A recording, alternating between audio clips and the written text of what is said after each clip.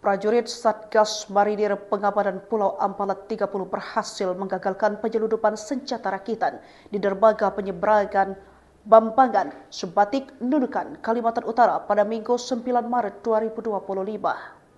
Kepala Dinas Penerangan Korps Marinir, Kadis Penkormar Letkol Aang Andi Warta menjelaskan kronologi penangkapan penyelundupan senjata rakitan oleh prajurit marinir terjadi antara pukul 11 hingga pukul 12:30. Tim yang sedang patroli rutin menemukan sebuah tas yang berisi komponen senjata rakitan, diduga berasal dari negara tetangga yakni Malaysia. Jelas Aang dikutip dari keterangan Dispen Kormar pada Senin 10 Maret 2025.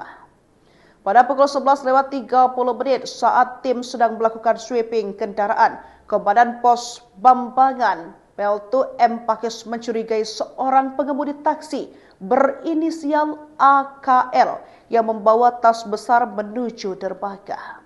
Setelah diberhentikan dan diperiksa, AKL mengaku hanya diminta untuk membawa senapan angin atas perintah seseorang bernama Aci Kuning. Namun, setelah diperiksa lebih lanjut, tas tersebut ternyata berisi sejumlah bagian senjata rakitan seperti teleskop, laras kaliber 5,56 mm, dan komponen lainnya yang masih terpisah.